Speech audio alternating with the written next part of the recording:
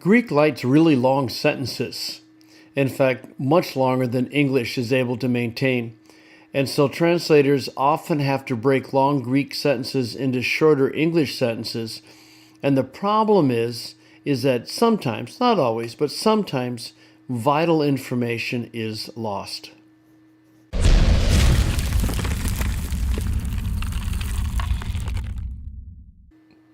In 1 Timothy 1, Paul has just encouraged Timothy to stay on at Ephesus and to continue to tell the false teachers to quit their false teaching.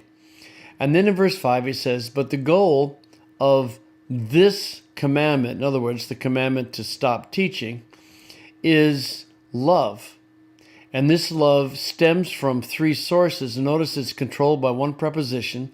The love is from a clean heart. It's also from a good conscience.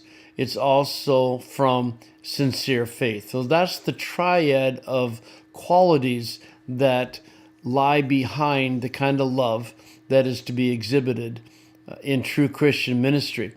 But you'll notice that verse 5 isn't the end of a sentence, although just about every translation ends it there. What's the point? Well, the point is verse 6 starts with a relative pronoun. And what's the antecedent of the relative pronoun? It's the heart, the conscience, and the faith. In other words, it's in relationship to those three that some have fallen short and as a result have wandered away into senseless babble. Now, as you look at the different translations, you'll see them trying to make that connection. ESV is swerve from these. Some translations say swerve from these things, but they're making that connection of the relative pronoun back up to here.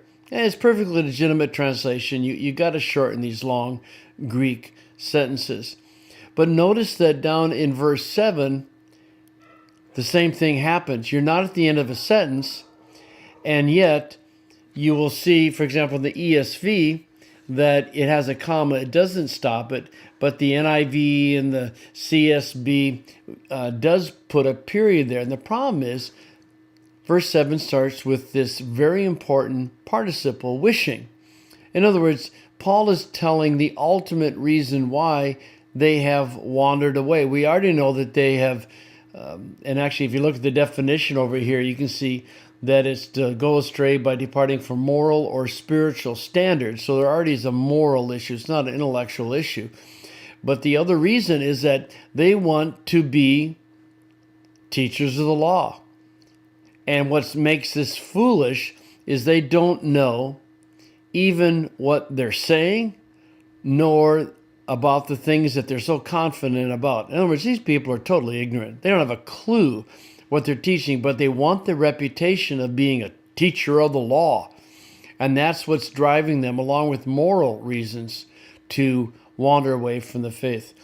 But again, even here you have the problem that if you don't continue the sentence, if you shorten it up, you have to supply something. Again, legitimate, but part of the joy of Bible study Greek is that you get to see these deeper connections in the Greek. And again, it doesn't take a whole lot of Greek to understand this, but you can see, oh, this is a participle, it's adverbial, it's telling you something about the verb wandering away. They're wandering away because they've got moral issues, and they've wandered away because they want the reputation of being a teacher.